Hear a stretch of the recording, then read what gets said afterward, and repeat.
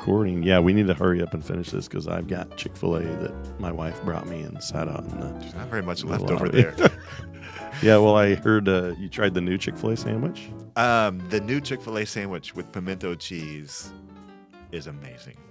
I almost clicked when she was having me choose on the order thing. I almost clicked it. I thought, I haven't dreamt about it yet, but I'm sure it's going to happen.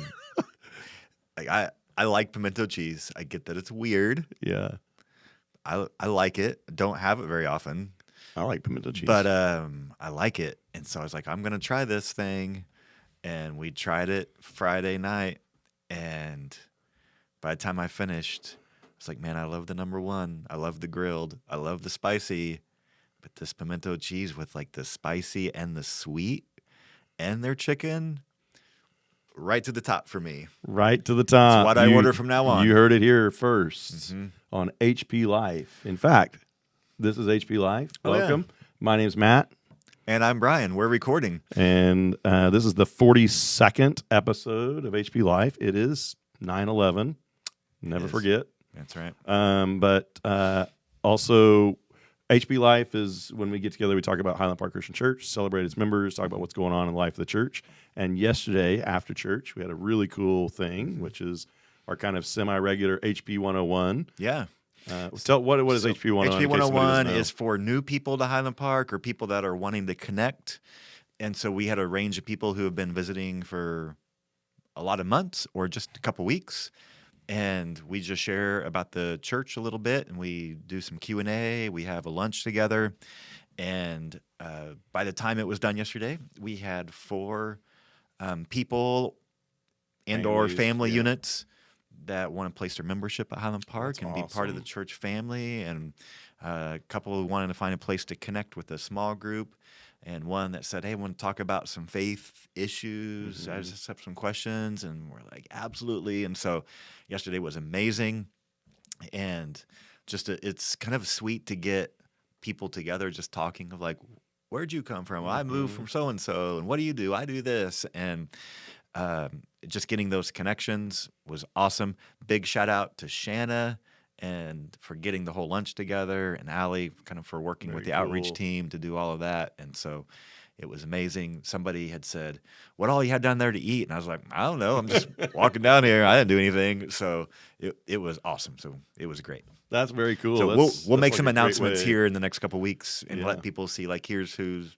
a member of Highland Park and what that means. So yeah, you'll get to meet them soon. Yeah, and that was after we had our morning worship, which we're going through our tough question series, and yesterday's question, just like all of them, it's a tough question. Yeah. And why is the church why is the church fighting about women's rights or women's roles in the church? Yeah. And we talked about some of this after the service or at the end, but we had another in one of our live chats. We had a statement that was put in there that we wanted to read. It's good. And it says, today's message is so reassuring to me. This issue has been argued so much, and the arguing is what helped turn me away from attending church. It breaks my heart. Yeah. And this person's right. Like, we've seen that too. And we've had people experience that bit of hurt, and we're sorry that that's happened. It's not supposed to be that way. And I think that's why we phrased the question like we did, because while we wanted to explore 1 Timothy and 2, and you can watch the sermon if you missed it, please listen to it, where we study that scripture and some of the nuances and tricky stuff about the text, that when we understand the context helps us a little bit at least. But while we address that, we also wanted to address, like, what are essentials, things that we draw a line in the sand. And this issue is not one of them, because the Bible leaves some wiggle room for us there to try to navigate and figure out. And so what this person experienced was people took either a preference thing or maybe just an important thing, but it's a non-essential to the faith. It's not, the Trinity. It's not did Jesus die and rise from the dead. It's not did Jesus create us all. God the Creator. It's not one of those essentials of the faith things. It's important, but it's not essential. But they took that and they elevated it to essential. and thus argued about it that way, and it results in the wounding and hurting of people. And so, I'm so glad that this person was here, and this person shared at the end of that. If I could just summarize, I'm really thankful to hear this. I'm really thankful to hear that the Bible kind of acknowledges this, and that I can be part of this church family. And we have people who disagree about this issue, and there are people that shared with me yesterday, believe a little bit differently, but I appreciate that we can tackle this kind of thing and understand it together and study together. And so there should be room for us together, not only in our church, but in the broader church community. Yeah. It's so tough thinking that that's what can and even break churches apart. Yeah, I mean, you think about absolutely. Jesus' prayers on his last night that we have recorded. I'm sure he prayed about it more than that, but in John, where he's going through and he's praying on the night before he's crucified, keep them unified. Yeah. And I think the thing I was thinking when you were talking about the essential thing is when we say it's essential, what does that mean? That means it's non-negotiable. But what is where does that go? I mean, are we saying when we say it's essential, that's like the most important thing that's going to allow you to have a relationship with God? Yeah. Yes. Yeah. Yeah. And so, in other words, the color of carpet we talked about yesterday is an extreme preference. That's not going to keep you out of heaven. Right. Right. But neither is some of the other things that might be tough questions. Yep. They're not necessarily essential. Yep. But they cause friction. Yeah. I think like leadership structures is a good one. Yeah. It's an important part of a church to have a healthy leadership structure, but how you structure them is not essential to the faith. And there's churches who have fought and broken up because they thought, no, we think the deacon should have more power than, or whatever. And there's lots of wiggle room in the Bible, for how we do that. It's important, but not essential to the faith and not worth dividing over. And another thing that you talked about yesterday, but it's good to look back, is Proverbs 31. Yeah. So our small group last night, we just did a study of Proverbs 31. And one of the cool takeaways was that Proverbs 31, God gave an entire chapter of the Bible, almost starts at verse 10, to just describing a godly woman. You don't really see that. Like you see like little bits and pieces about being a dad or husband or mom or ruler or whatever. Yeah. But to see this whole chapter, just like here's what it looks like to be a godly woman, is really cool. And so we were thinking about that, and we were thinking about who are the women in our life who have demonstrated this. Not that any woman is perfect, but who has demonstrated this Proverbs 31 way. And even in Proverbs 31 is each phrase starts with a different letter of the Hebrew alphabet, so it was memorable. Oh yeah, I forgot. So it would I almost knew that, but forgot about that. One of the people in our small group said something wiser, like it's almost written away, so it'd be like one of Aesop's fables or something that you would just remember with this and be drilled into your head and your heart about here's what a godly woman looks like and does. I remember as a middle school teen praying for that to be who I would marry. And it is. It is. I describe that to my wife, and but I would say, and we've talked about this. This would be a great thing if you've not read it in a while. Go back and look at Proverbs 31. Do a study with yourself or with a group.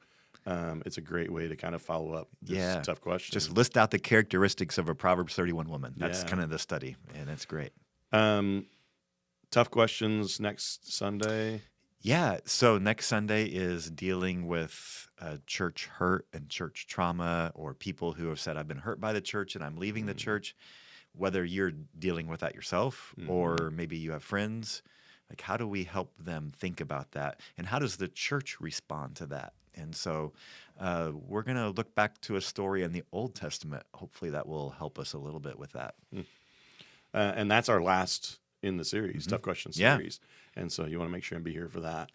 Wednesday nights, we've got a lot going on right now, and you can join in on whatever's going on Wednesday nights. We've got three main things we want to highlight The Adventure Kids Club is for ages 1 all the way to 5th grade. And it started last Wednesday, but your kids can jump in any week. And it's kind of really arts centered. We take whatever story that we're looking at, and we use all different kinds of arts to explore the theme of that story. Yeah, it's awesome. And so it turned out really good. Can I give a quick story? Yeah, sure. So we have some friends who have a boy, and we invited him to go. Yeah. And I stopped by his house to talk to his family and him to see about going. Yeah. And he's like, well, what is it? And I started describing what it is. Like, it feels a little bit like VBS, but there's some art things and some game things and a lesson thing, and there's stuff to do. And he's 4th grade. Yeah. And he said, stop right there. You had me at things to do. And sometimes that's all they're looking for. Hey, kids want something to do. Yeah. And this is a super awesome thing to do. And so he could not wait to come back. He came yesterday morning, and he's going to come back Wednesday, and he loved the little trading cards they got. So my encouragement would be maybe there's a kid in your neighborhood, family, and you say, hey, we can bring the kid, or you can bring the kid.